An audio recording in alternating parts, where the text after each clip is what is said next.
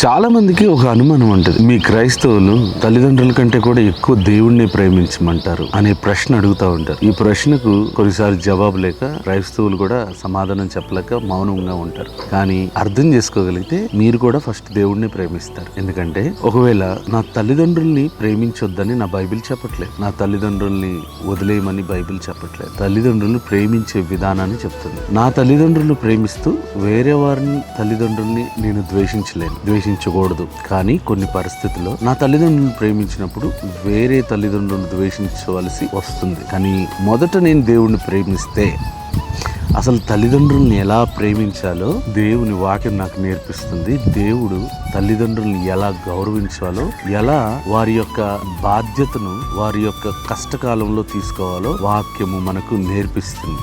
అందుకని దేవుని వాక్యం చాలా సువార్త 22వ అధ్యాయం 37 నుంచి 39 వచనాల వరకు మనం గమనించినట్లయితే, అందుకు ఆయన నీ పూర్ణ హృదయంతోను, నీ పూర్ణ ఆత్మతోను, నీ పూర్ణ మనసుతోను నీ దేవుడైన ప్రభువును సేవింపవలనది. ఇది ముఖ్యమైనది మొదటి ఆజ్ఞ. నిన్ను వలె నీ పొరుగువారిని ప్రేమించవలనను రెండవ ఆజ్ఞయు దాని వంటిదే. ఈ రెండు ఆజ్ఞలు ధర్మశాస్త్రం అంతటికి నీ ప్రవక్తలకును ఆధారమై ఉన్నవని అతనితో చెప్పాను. ధర్మశాస్త్రం అంతటికి ఆధారము ఈ రెండు ఆజ్ఞలు. ఏంటిది? మొదటిది దేవుణ్ణి పూర్ణ ఆత్మతో, పూర్ణ బలముతో, పూర్ణ హృదయంతో సేవించాలి. అంటే దేవుణ్ణి అల్లాటప్పగా ప్రేమించకూడదు. అంటే ఏదో నా అవసరాలు తీర్చేవాడను, లేకపోతే పలానా అవసరం ఉంది కాబట్టి ఆయన్ని దర్శించుకుని ఒక కానుకేసి వచ్చేద్దాం అనుకోకూడదు. ఆయన చెప్పిన మాటలను చెప్పినట్టుగా పాటించాలి. అది నిజమైన ప్రేమ. నేను దేవుని ప్రేమిస్తున్నానని చెప్పి తన పొరుగువాడిని ద్వేషించేవాడు దేవుణ్ణి ద్వేషిస్తున్నాడు. కాబట్టి నువ్వు దేవుణ్ణి ప్రేమించావంటే నీ పొరుగువాడిని కూడా ప్రేమిస్తావు. ఈ రెండు ఆజ్ఞలు ధర్మశాస్త్రానికే ఆధారమని దేవుని వాక్యం చెప్తుంది. కాబట్టి